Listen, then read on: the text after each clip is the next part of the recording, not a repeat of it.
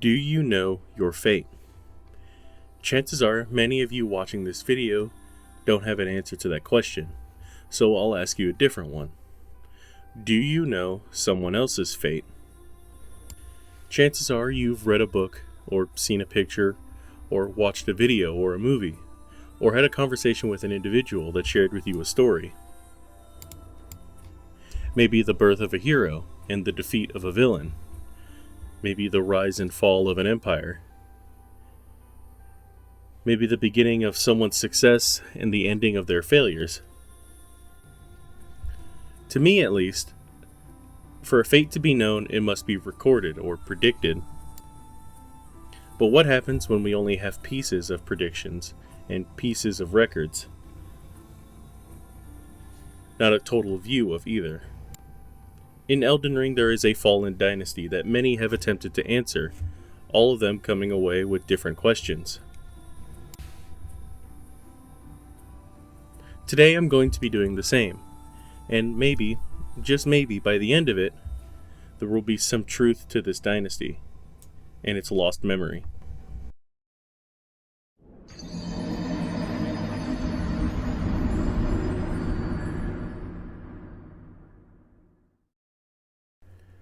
Our first instance of palace ruins can be found here in the ruined labyrinth, right next to the Lake of Liurnia. First one underground we can find here in the Siofra Riverwell depths. The next one we can find is in the preceding area in the Siofra riverbank. This next one we can find in the boss room of the Mimic Tier, above the Siofra riverbank. This next one can be found just up ahead on the bridge preceding the Ancestral Woods. Then we continue on to the northwestern part of the caverns with the Ainsel River main, where we can find this next set of palace ruins. And then this next set of palace ruins can be found at the Ainsel River downstream Grace. Then you can find these next set of ruins in the Grand Cloister after the Lake of Scarlet Rot. And then lastly, you can find these ruins at the second site of Grace in Mohgwyn's Mausoleum. In the Lands Between at large, we have less than a handful of examples of these palace ruins actually having a name. With this one above ground in the ruined labyrinth being referred to as the Old Palace Ruins, as well as having two more down in the Ainsel River main being referred to as the Old Palace Ruins. For the sake of brevity for the rest of this video, because of this, I've decided to call these ruins the Old Ruins, or the Old Dynasty Ruins, or the Old Dynasty.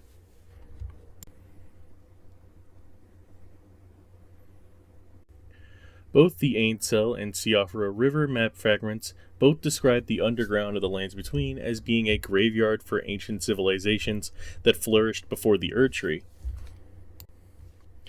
This is in reference to the Old Dynasty and Noxtellans, and could quite possibly group in the Ancestral Warriors as well.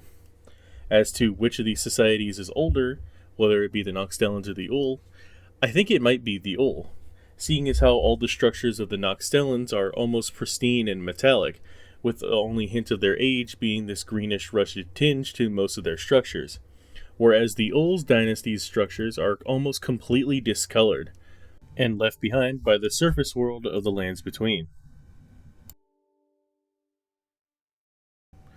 Although many of the Ul structures' sole inhabitants are either ancestral warriors or clay men, one of the two most massive structures of the Ul has actually been invaded and taken over by none other than Mohg, and this is where he would build his Mohgwyn Mausoleum. Now, as we make our way past many of the rotten corpses, we will walk up a stairway and past a massive blood clot. After we get around it, we'll happen upon another staircase, and at the front, we'll see an entrance to a large cavern.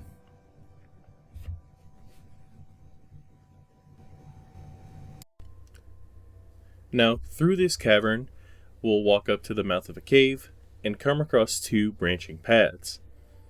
On the left, we'll encounter a sanguine noble, and past him, an isolated merchant that is specifically labeled as imprisoned, something that none of the other merchants are mentioned as. After we happen past the merchant and go down the rightmost branching path, we'll come across an even bigger part of the cavern. And walking up the stairs, we'll encounter another sanguine noble, but as we make our way past him, there will be another staircase towards a new site of grace. And towards the right, a new passageway with another set of stairs.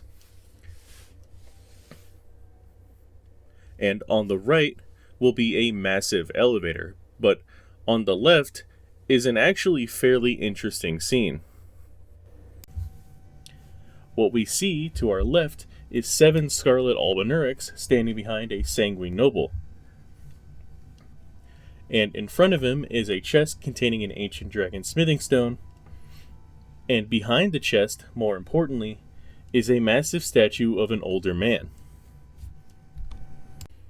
Now, in previous parts of this video, you would have noticed the other depictions of this older man in many of these ruins, as he's hard to miss. He is almost exclusive to the old ruins, and he shows up in nearly every single one of them, including the one on the surface referred to as the old ruins.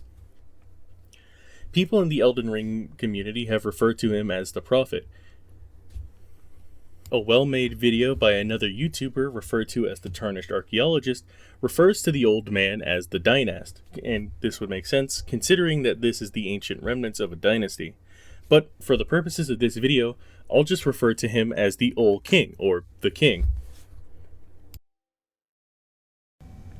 During the initial process of making this video, the initial theory about him and his relation to the Albinaurics and the Sanguine Noble were going to be much different than they were now. And this is because of Night Rain and its addition of the Forsaken Hollow DLC, adding what I believe to be a little bit more context to the nature of the Albinaurics, and reminding us that the old dynasty, in some way, is still relevant, at least in the form of its assets, to FromSoft and the world of Elden Ring.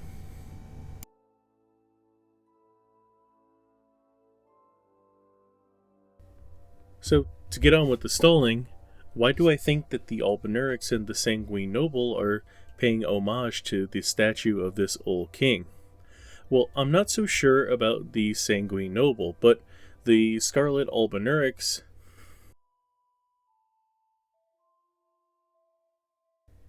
I have a faint idea. I want to bring your attention to the descriptions of 2 specific weapons that only the Albinaurics wield, or at least the second generation Albinaurics wield. The Ripple Axe and the Ripple Crescent Halberd. Both refer to Ripples as the birthplace of Albinaurics. And while the Ripple Axe and the Crescent Halberd for the Albinaurics is made of a metal akin to silver, what if this is a misdirect? What if these ripples that these weapons are referring to is something akin to water? To aid my case, the only Albinaurics that wield weapons like this are the second generation Albinaurics that have an amphibious appearance. So what if these Albinaurics, after getting lost on their pilgrimage through the consecrated snowfields, teleported here in service to Mohg and recognized the old king? Not because he made them, but because he had some hand in silver, and he had some hand in inspiring the Nox. And because the Nox ruins are so close to the old ruins, perhaps the Ol inspired the Nox. So what if these ripples in this primordial drop are not in reference to silver, but are in reference to water? The reason I am putting such a huge emphasis on water with the Albinaurics is that the old king and his dynasty are intrinsically tied to water. In almost every dynastic ruins that we can find, they are built near large bodies of water, like the Grand Cloister and the Lake of Scarlet Rot, the Ainsel River Main, the Ainsel River Sluice Gate, Site of Grace with the Old Palace Ruins. Even the Old Palace Ruins above ground in Liurnia is built right next to a large body of water. But if we were just using evidence from the base game of Elden Ring, that would be all I would have on this subject. And without what I'm about to mention next, the essential end of this theory. That was, until in the middle of making this video when I was almost finished, the DLC for Night Rain was actually announced, and just a couple weeks later, was actually released. And there was something in Night Rain, at least the DLC specific version of Limveld, that I absolutely couldn't refuse to put in this video. Among the different encounters that you can experience in the DLC version of Limveld, the one that I wanted to talk about specifically is actually these ailment marshes you can come upon. Now, there are 6 different types of these ailment marshes, each of them corresponding with an ailment that you can be afflicted with. And it goes as follows. The poison marshes, the rot marshes, the sleep marshes, the madness marshes, the frost marshes, and lastly, the blood marshes.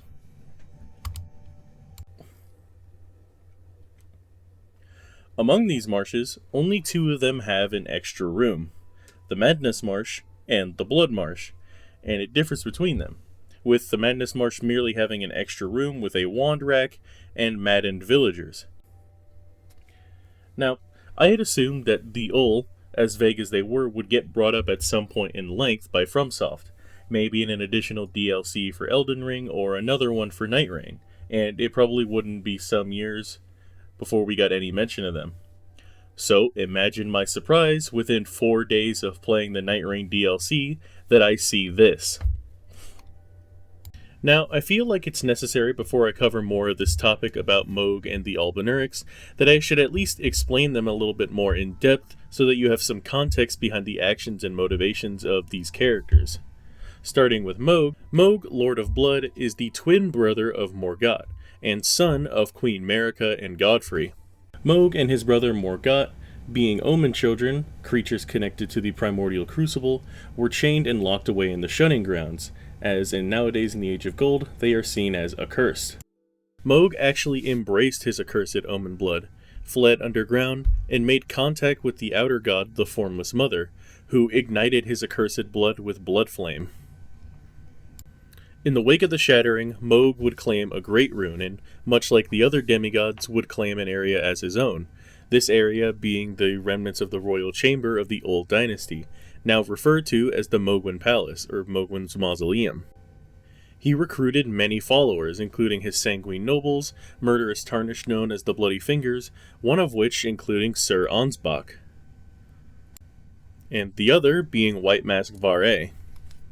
Sometime after this, Miquella would attempt to embed himself in the Halig tree to shed his affliction and ascend to godhood, and in this state, Mohg seized the opportunity to abduct him from the tree. Miquella was an Empyrean, and with this potential for godhood, Miquella intended to raise him to full status so that he may rule at his side as consort. However, it was during this excursion that Mohg's heart would actually be stolen by Miquella using his abilities. After this, Mohg and Miquella would arrive at the Old Palace, and Mohg would hibernate inside the Empyrean cocoon with Miquella, and had his followers render offerings of blood, but to no effect. So that explains why Miquella, Mohg, the Pure Blood Knights, and the Sanguine Nobles are here, but why are these Albinaurics now turned scarlet here? So let's get into who and what the Albinaurics are. The Albinaurics are a man-made species, and as such, they are seen as impure, graceless creatures, which has sparked the ire in many. They are believed to have been made by the Nox, but I'll go into that later on in the video. Some Albinaurics were recruited as servants for the Carian royals, and one of the Carian royal knights deeply cared about these Albinaurics, being Loretta, who is rumored to be an Albinauric herself, and she made it to where she would seek refuge for her and the Albinaurics at the base of the Halig tree, but this pilgrimage failed. Some of these Albinaurics who made the pilgrimage got lost into the consecrated snowfield and ended up in the Mohgwyn Palace by way of the portal, at the northwestern side of the map. As to why there are scarlet Albinaurics here, it's most likely because they pledged their allegiance to Mohg after trying to pursue Miquella in some way, and were given a share of the Formless Mother's power as a reward for their loyalty.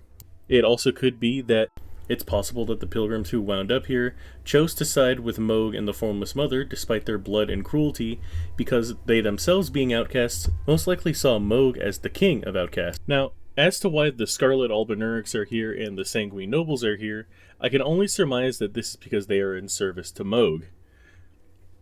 Notice how Moog is the only person in Elden Ring that refers to him starting up an empire as building a dynasty. And I don't find it a coincidence that the only person talking like this is standing in the royal chambers of a dead dynasty either. Perhaps Moog is doing more than sitting in the corpse of an ancient dynasty. Perhaps he plans to follow in its footsteps, and that's why he's having his Albinaurics and Sanguine Nobles seek out these tablets, to look for information to better replicate a dynasty as massive as the Ulls. But as to link these Albinaurics and Scarlet Albinaurics to my theorized connection to the Old Dynasty, I believe it's important to mention someone who I believe to be one of the most important pieces of lore to the Albinaurics as of the release of Night Rain, one of the two new playable characters, the Scholar. The visual codex in the Roundtable Hold of Night Rain tells us that the Scholar is a student of the school of Erodas, and contracted a mysterious disease that causes him to rapidly age. Erodas and his students were independent scholars and did their business away from the Academy of Rhea Lucaria.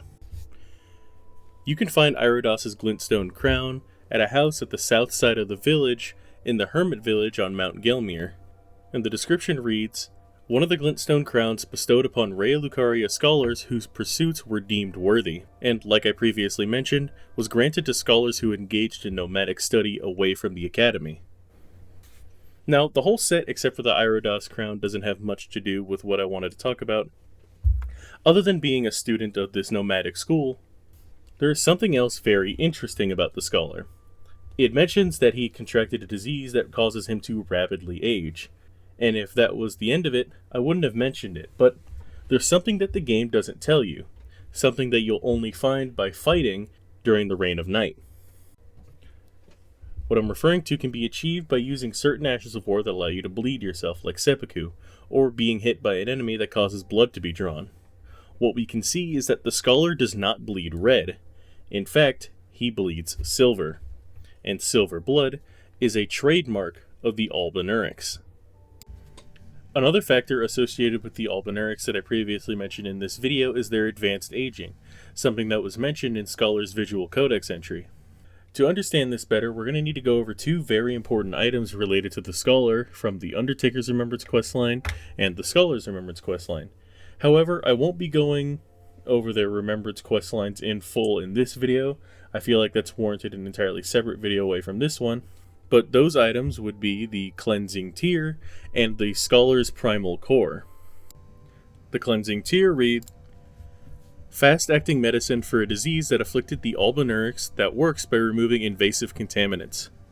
The vassal who developed the medicine did so by testing it on his own body. It was successful and used to treat patients, but the vassal himself passed, his sickness already too advanced.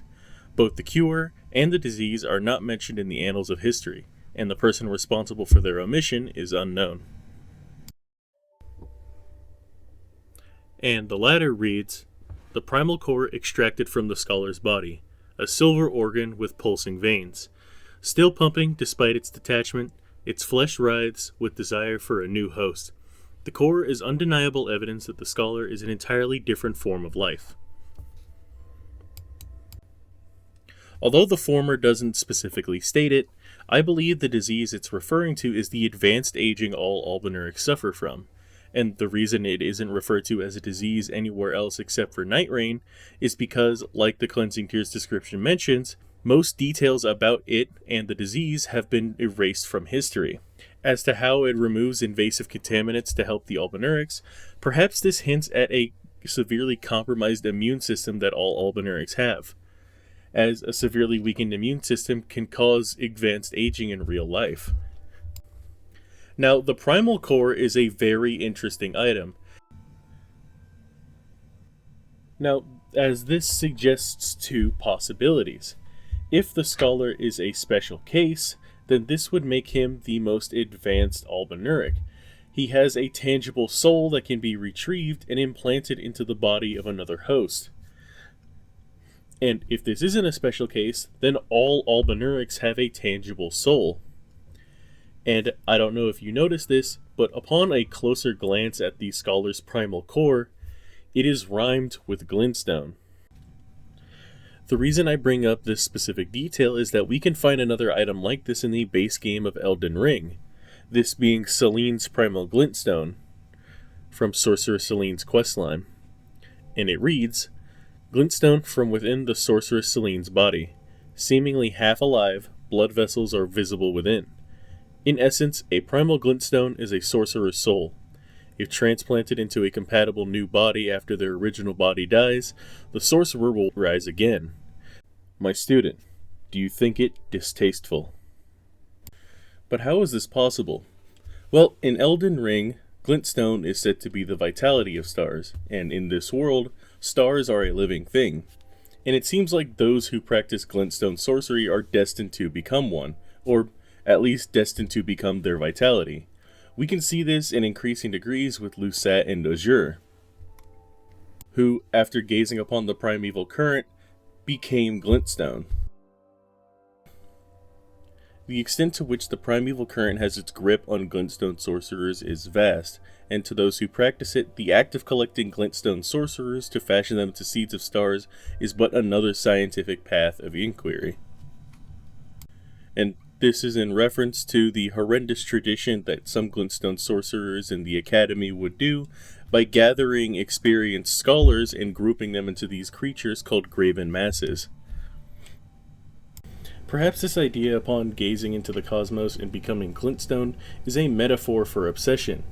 Gazing too longingly at something and getting too close will ultimately turn out the worst and turn you into something you won't recognize at the end. Regardless, this process most likely didn't start with sorcerers like Celine, and most likely didn't even start with sorcerers from Carian royal families. Most likely this started with the ancient astrologers that they were descended from, one of which, at some point in his existence, discovered the primeval current, and after gazing upon it, brought down a torrent of glintstone upon the land, and wrought about the first primeval spell. And it seems as though the Noxtellans' tradition of making a mockery of life continues with the Albinaurics, essentially creating an artificial version of this primal glintstone as a sort of physical soul for the Albinaurics. An organ wrapped in primal glintstone with the ability to transfer its host's consciousness from body to body, fundamentally making one immortal, but at what cost? One last thing to cover about the Albinaurics, specifically the scholar, before we switch topics, is that in his remembrance journal in chapter 7, he'll actually recount a dream he has while he's outside of his body with his core extracted, awaiting his return to consciousness. And it reads, "In deepest darkness was I lying down, adrift in a small boat that was barely large enough to contain me in width or in length. The sky above, too, was black as pitch, and though there was nothing at all to mark my passage, no land, nor shore in sight, still I felt the rocking of the vessel as it drifted down the stream. Just then, the little boat creaked as someone stopped it dead. I tried to crane my neck to see, but my body would not move. All I saw was a hand clasped upon the vessel as it pushed me gently out. Cast aside hatred. Heed not the call of the broken and the discarded. White flowers bloomed on the riverbank, and a sweet scent not unlike honey wafted gently. I began to wonder what became of the woman with whom I had made a bargain with. I wish I could give her the crystal I found underground to show my appreciation." And in the next journal entry in number 8, it tells us that the scholar's memories returned to him in vivid clarity after awakening at the Round Table Hold. It says that he is familiar with the sensation of his body being lost. So this implies that this has happened to the scholar before, and that he's had some time before he was returned to his body. Perhaps the dream is a past memory, or an out-of-body experience, or something else altogether. But it isn't uncommon from the descriptions that we read about the Albinaurics for them to be associated with a waterborne or liquid origin. It is said that the Albinaurics were created from the Eternal City from a primordial drop of night-tinged dew. The Ripple Halberd and the Ripple Axe both mention that the weapons are said to take the shape of a partial image of a ripple, and are only exclusively wielded by Albinaurics.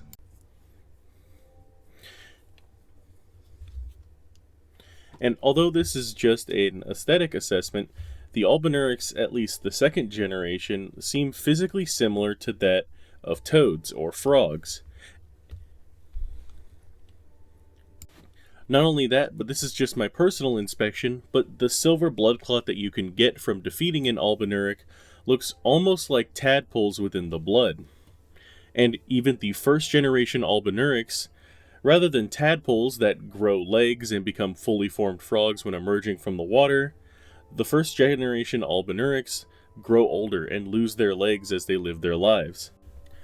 To call back on the scene I painted before, I mentioned that the reason the Scarlet Albinaurics had become in service to Mohg was either a reward of occultic power through a pact with the Formless Mother, or seeking refuge, or aligning themselves with what they believed to be a king of outcasts. But harkening back to this scene I mentioned of the Albinaurics and the Sanguine Noble seemingly pledging allegiance to this statue, I mentioned before that the Albinaurics had a core, a physical soul, and I mentioned that this process had most likely existed from the Carrion Royals all the way back to the ancient astrologers. But do we have any examples of this? I believe so. With the added context of this physical soul in the primal glintstone, I believe we can find one other example in the underground that gives us a window into the first ever creation that uses a process like this. And this creation is seen in almost every old dynasty. And that being the bluish-brown clay men, an enemy that we can find sporadically in many different old ruins, and all of them sporting these mysterious bubbles.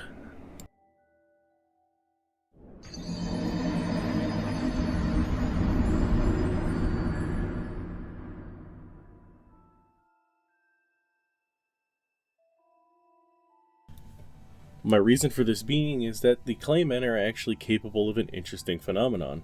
They're capable of casting Glintstone's sorceries without the need of a staff or a seal. But we don't see much in the way of Glintstone when it comes to these areas of the old ruins.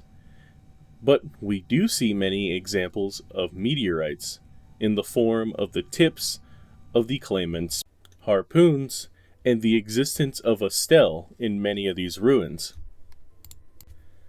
Now, the previous example of crystalline souls like the Albinaurics or the primal glintstones seem to be colored in the traditional sense. I believe it's much different for these clay men. To understand, we're going to need to pull an item from an area in Caelid, and this item being the meteorite staff that reads, "A staff embedded with a dark purple glintstone, said to be the fragment of a meteorite." So this tells us that glintstone does not have to be blue. It can be purple, or in the case of the Briars of Sin, or the Thorn Sorcerers up in Mount Gelmir, that glintstone can be red. In this case, I say it's probably purple glintstone because of the proximity of a stele, and the abundance of meteorite in the absence of traditional glintstone or traditional glintstone staffs.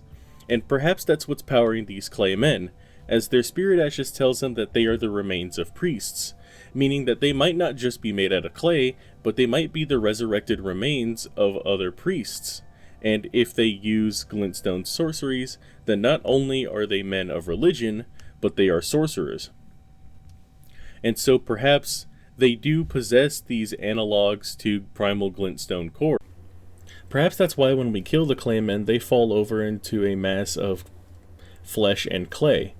That we killed and destroyed their primal soul, their primal glintstone, the thing that physically and spiritually anchored them to this world, and with nothing to hold them here anymore, they fall away. Unlike most enemies that are born in the grace of gold that simply dissolve and fade, or bleed out and fall on the floor. So who and what exactly are the claymen, other than theoretical analogs to Albinaurics and primal glintstone core users.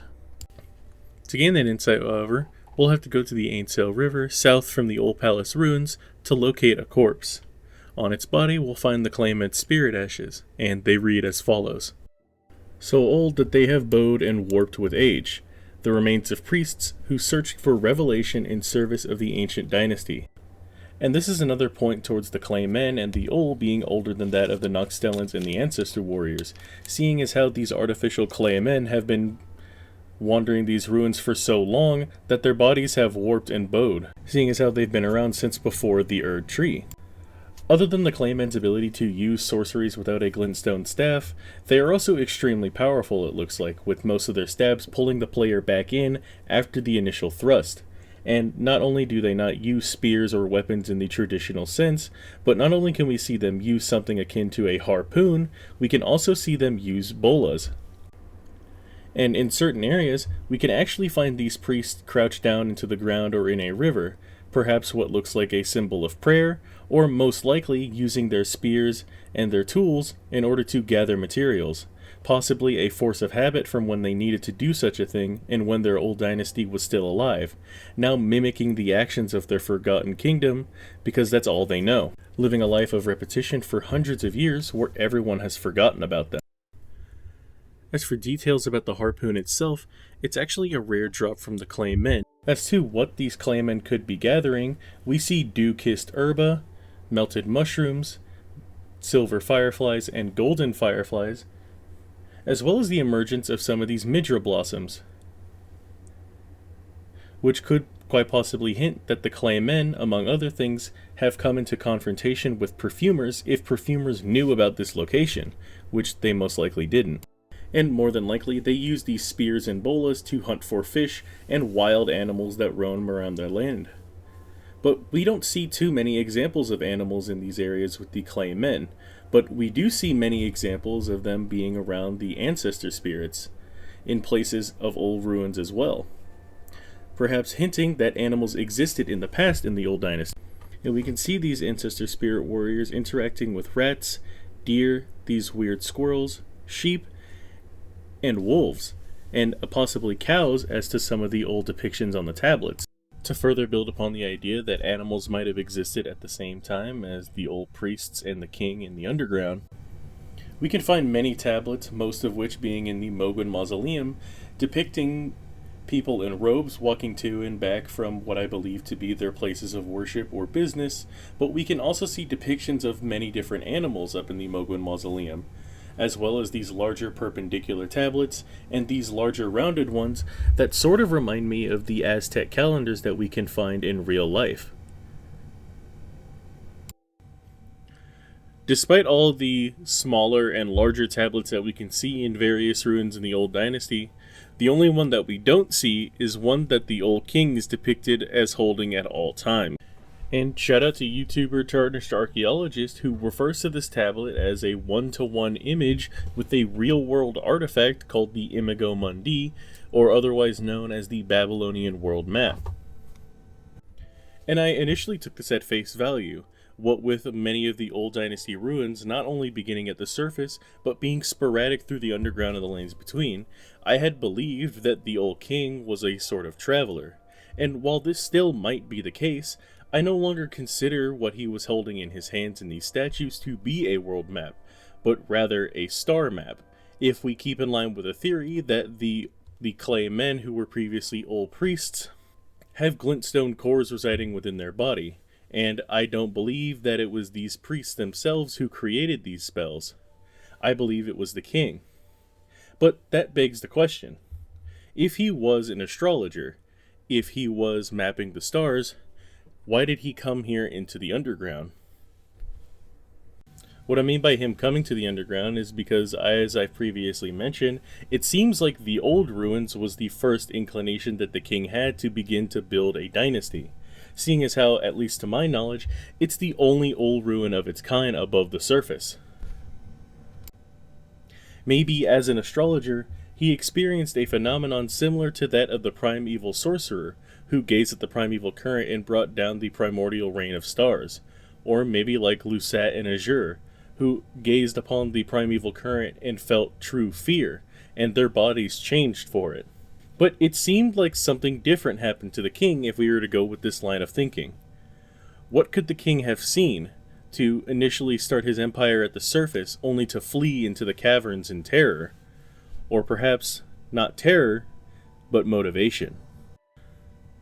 But let's take a step back. If these Claymen priests are the resurrected remains of the disciples of an astrologer, and are glintstone sorcerers themselves or have the capacity for glintstone sorcery, and the old king himself is an astrologer and a star charter and the creator, supposedly, of these glintstone sorceries, why do they have cloisters and churches, and why are they referred to as priests? So although we're almost halfway through with this video, there are a lot of things I've covered.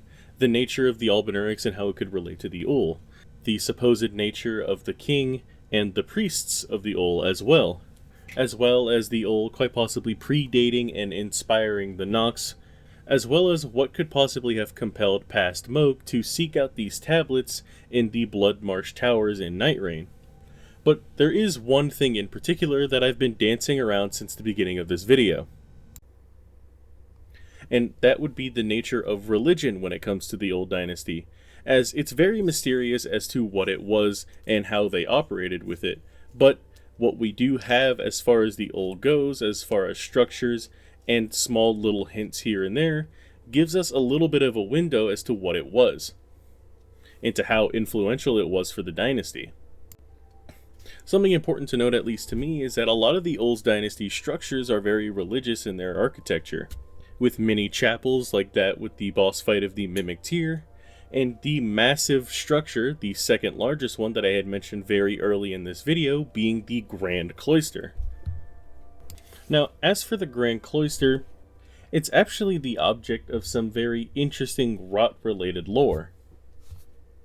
But to do that, I would like to share with you a story. In a time of old, there was a swordsman of blue cloth who could not see. The blind swordsman drifted ever onward, his armor symbolizing that of brisk waters. He drifts because as still waters turn foul, stagnation leads to decay, and so he must remain ever wandering. It was in his travels that he would encounter an azure fairy that would bestow upon him a sword of flowing steel. Armed with his flowing blade and his peerless skill, he would do battle with an evil god. The god was decay and rot itself, diametrically opposed to the flowing, pure ways of the blind warrior. The aftermath of the battle had left the swordsman victorious, and in his triumph he sealed away the outer god in the lake, a lake that would now be known as the Lake of Scarlet Rot.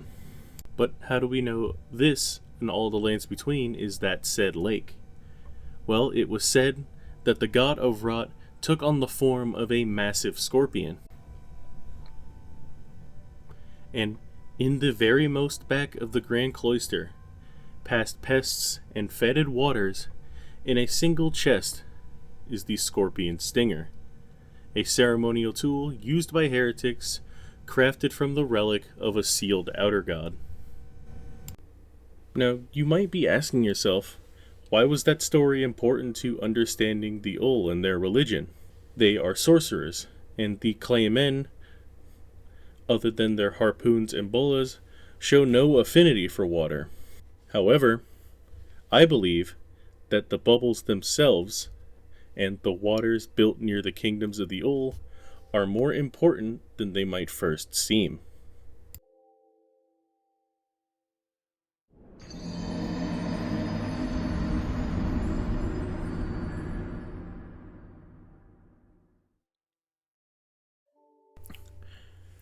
So to finally get to it, let's go over the true nature of the Ul's bubbles and the object of the religious faith. To do that, we'll have to go over the descriptions of both the Oracle Bubble Sorcery and the Greater Oracle Bubble Sorcery, the two only Oracle spells in Elden Ring, as well as going over some specific keywords from the Spirit Ashes of the Claymen. The middle text for describing the Oracle Sorceries isn't very important, as it just describes how the bubbles are produced. but the top and bottom descriptions are what we'll be going over. And it reads, Sorcery of the clay men who served as priests in the ancient dynasty. The clay men searched for lost oracles within their bubbles. And let's go over one of two key passages from the clay men's spirit ashes. The warped remains of priests who searched for revelation in service of the ancient dynasty. Now, it's these two words, oracle and revelation, that stick out to me the most. As an oracle refers to an individual that receives prophetic visions, most notably in the case of precognition of the future inspired by deities, and if done through occultic means, it is described as a form of divination. And revelation is coming to an understanding of truth or knowledge previously unknown via communication with a deity. As for who this oracle could be referring to, I actually believe it's in reference to the Old King. Picture it from a simple perspective.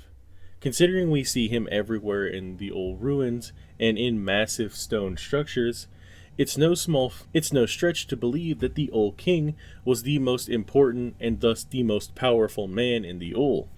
And as the head of the entire dynasty, he would most likely have supposedly started their religion, meaning that he established a connection with some being previously before he became lost. And as to what lost means, it's possible that this is in reference to the clay men outliving their creator, and not knowing of where he ultimately passed, simply because they have not been allowed to leave the old palace ruins that they guard. His creations outliving himself. But wait a minute. Wouldn't a creature of this power being the source of some spells be akin to that of an outer god, like with those of many of the incantations or the daughter of the greater will? How have we not heard of this thing? Although it is commonplace for incantations to be associated with that of outer gods and other sources such as the Grace of Gold, there are a few examples of sorceries being much the same. While they are harnessed through glintstone, glintstone is not necessarily their source. Our first example of non-glintstone oriented sorceries would be that of the Briar sorceries, with that of the Briars of Sin and the Briars of Punishment, and their description reads, an aberrant sorcery discovered by exiled criminals. Theirs are the sorceries most reviled by the Academy, wounds the caster with thorns of sin, creating a spiral of blood thorns. The guilty, their eyes gouged out by thorns, lived in eternal darkness. There they discovered the Blood Star. And before I get ahead of myself, even though the Mantle of Thorns and the Impenetrable Thorns from Shadow of the Erdtree DLC are described as thorn sorceries, their power isn't actually boosted by that of the Staff of the Guilty, which I take to mean that in-game, these sorceries are quite literally not linked to the Blood Star at all, seeing as how they are more so akin to the Shadow Tree instead. And so I will not be covering them or their descriptions in this topic. Another example of spells not being derived from glintstone is actually hexes, or rather, Rancor Call, Ancient Death Rancor, Explosive Ghost Flame, and Rykard's Rancor. Although the latter being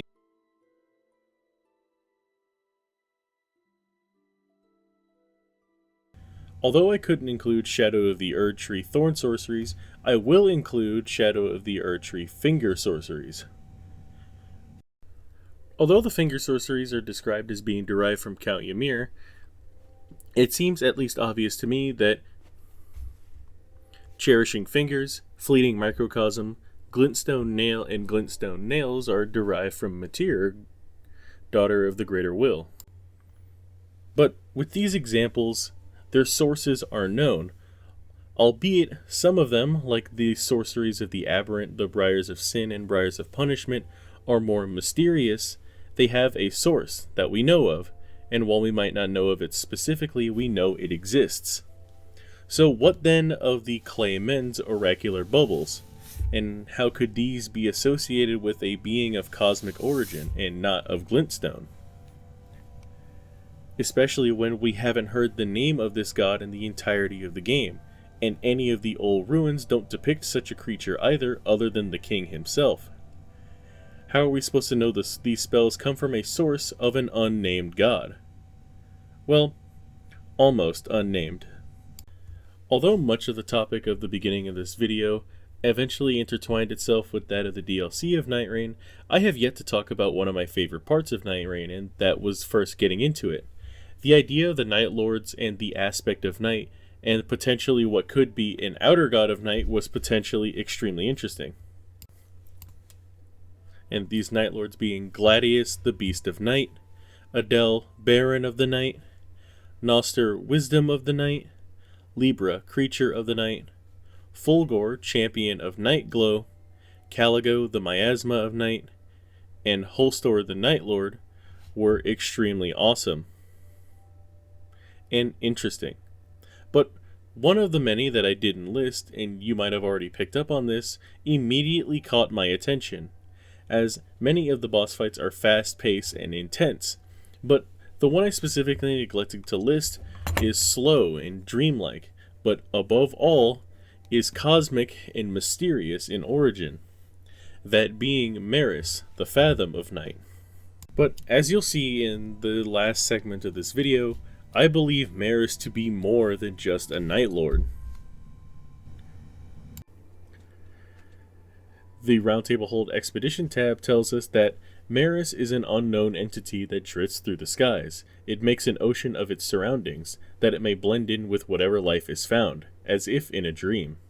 Exercise caution, warriors. The enemy may not always be that which can be seen.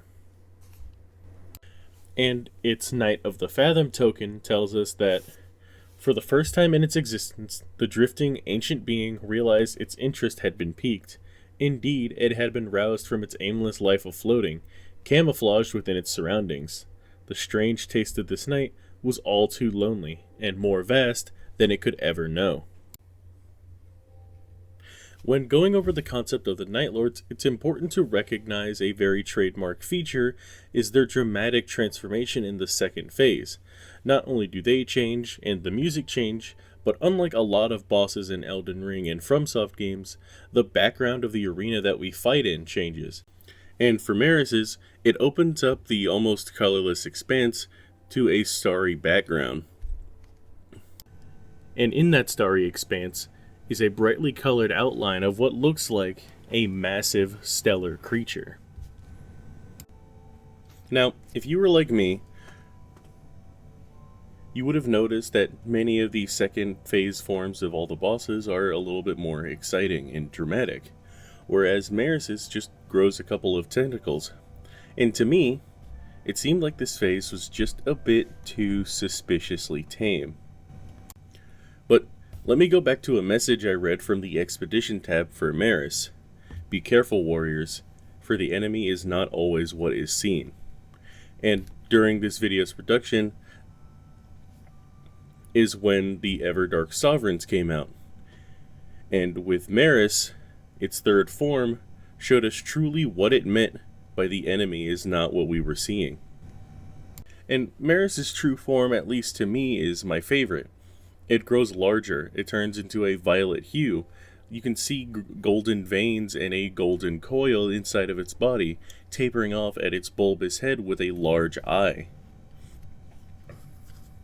And not only do its moves change, being akin to warping reality around its head, summoning black holes, and shooting objects that look like glintstone at us, its bubbles and its mastery over water become more profound as well.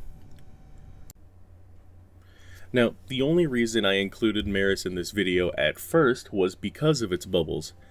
Now, I don't know if it's because a reuse of assets or if this is just bias on my side and I can't unsee it, but these bubbles that Maris uses in its second and third phase look eerily similar to those of the oracular bubble sorceries. Which is why at this point in the video, I'd like to reveal my full hand, and I believe Maris, or creatures like it from the cosmos, to be responsible for the sorceries that the Ul are using. Now, like I said, initially I only linked the Ul and Maris because of these bubbles, as to my knowledge, they're one of only 2 enemies in the entirety of Elden Ring that use bubbles as weapons, or at least bubbles that look like those of the oracular sorceries. The only other enemy type that does this would be the strange Oracle Envoys that we can see in many different areas in Elden Ring and in Limveld in Night Rain. But it didn't take me long to reconsider my stance on the Oracle Envoys having some influence over the Old Dynasty. Perhaps they have shown up at one moment, but the Oracle Envoy's agenda is to signal the coming dawn of a new era and the dusk of an old era, or to signal the coming birth of a new god, which is why we can not only find them in Limveld of Night Rain when the world is being torn apart and shattered by the night, but we can find them in many places in Elden Ring, like the Halig Tree, or upon our first entry into the golden capital of Leyndell. Now, with that out of the way, I feel like it's time to discuss another aspect of Maris that I feel could directly link it to the Old Dynasty other than the superficial appearance of the bubbles, which I still personally believe have some connection. So with these titles, there are some that range from extremely simple to explain, and some, at the very end of these descriptions, that are extremely important and complicated to explain, and those ones are the most important to linking the Ul with Maris, or this supposed massive being in the stars that Maris has depicted in the background of its boss fight. So I'll start with the simplest first, being Typhoon, which quite literally is just a tropical storm. And then we have Fathom, which is a standard unit of measurement for the depth of water. But it also has a very interesting alternate meaning, as the word fathom is derived from Old English, which means embracing arms or pair of outstretched arms. Pretty fitting, isn't it? Now, as for it being referred to as Maris, it's a running trend with the Night Lords that they are all defined by Latin words, and Maris's means of the sea.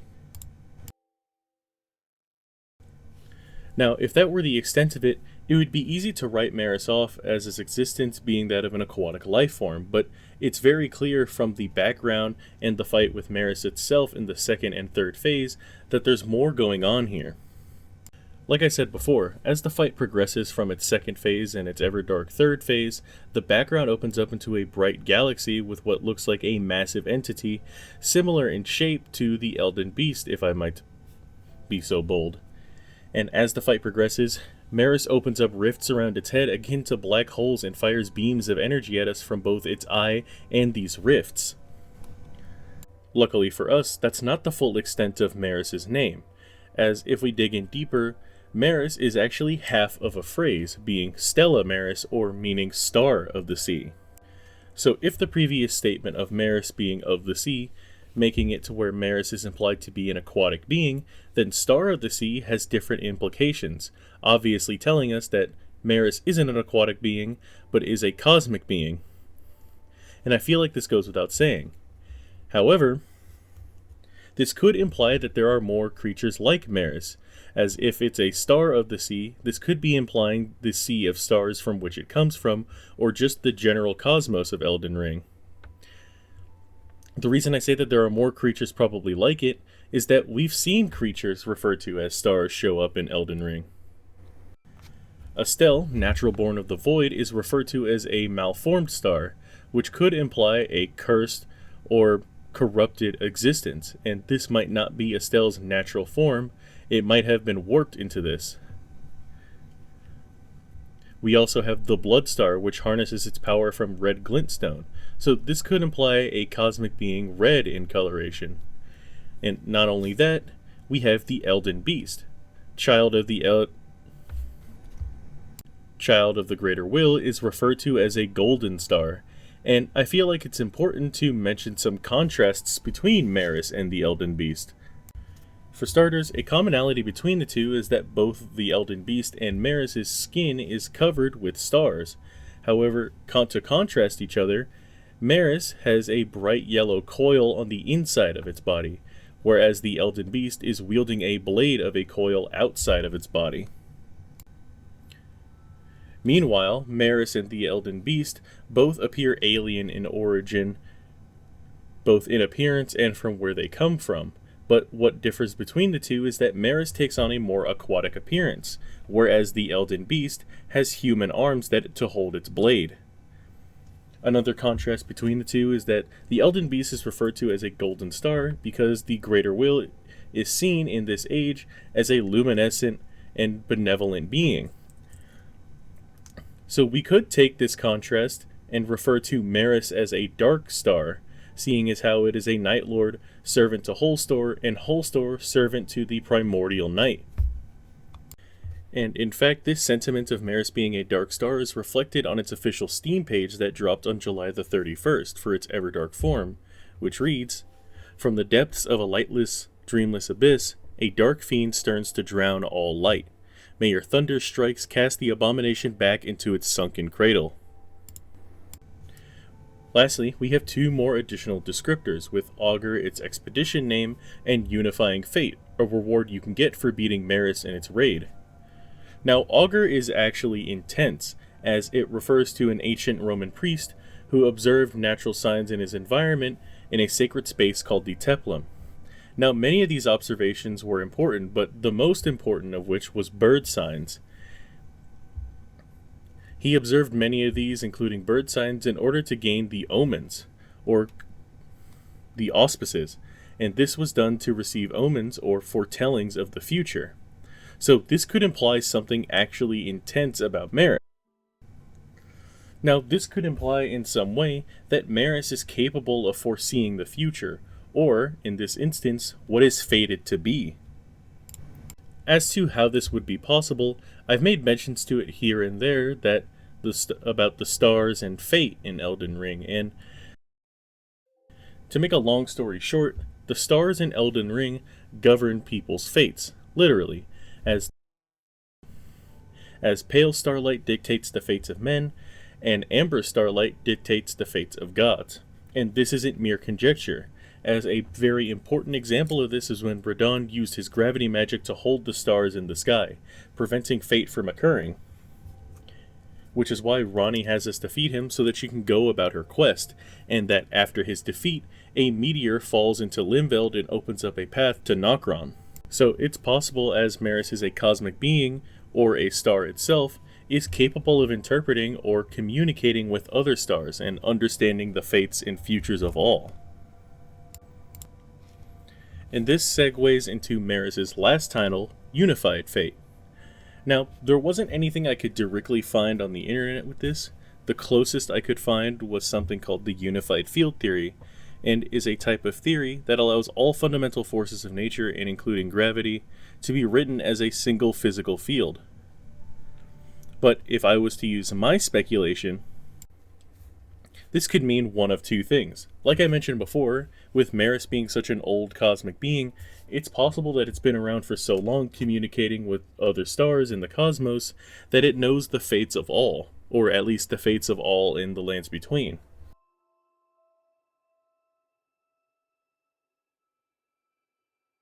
Or this could imply that one of the fates that Maris saw was the end of everything. Perhaps all things, including us in the lands between, and all things in existence in Elden Ring, end in the same way, all having a similar end. Whether this means death or rebirth, I can't quite say.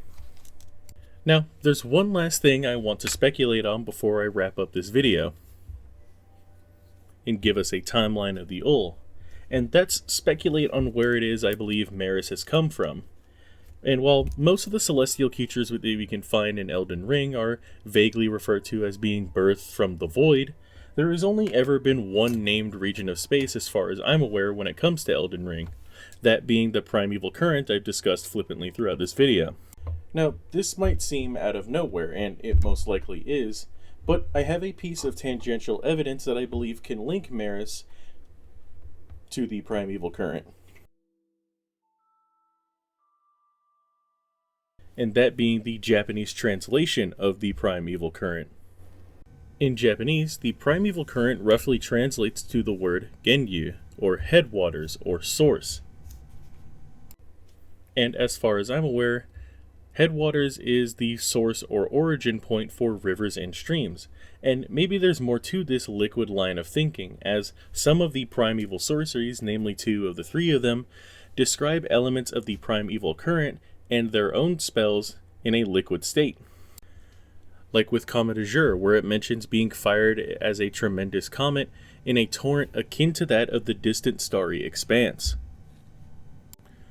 Or, with the founding Rain of Stars, summons dark clouds overhead and releases a violent deluge of star rain. and even current seems to suggest a liquid flow. And this could imply a similar relation that fire has with the frenzied flame, as one is a natural force and the other is a manifestation of an outer god trying to melt everything back to the great oneness. Perhaps what we're seeing with these aquatic life forms in the Maris boss fight in its aquatic appearance, as well as it being able to use bubbles and waves like that of the clay men, perhaps these are reflections of a deeper design and are not just water, bubbles, and aquatic life, but aliens and natural phenomenon from the cosmos, manifested here in the lands between. Alright, so before I end this video, let's come to a speculative timeline for the Ul and how it relates to the discovery of Maris and these bubbles. For starters, the Ul King establishes his dynasty on the surface of the lands between in the Old Palace, and attempting as an astrologer to map out the stars with the tablet that he is holding in his hands, gazes upon the prime evil current, and comes to the understanding of the existence of Maris, or beings like it, hinted at by the galactic expanse in Maris' boss fight. And then, in either sheer terror or motivation, goes into the underground of the lands between and establishes the rest of his old dynasty. And from there, either establishes a purposeful connection with Maris or draws upon its power,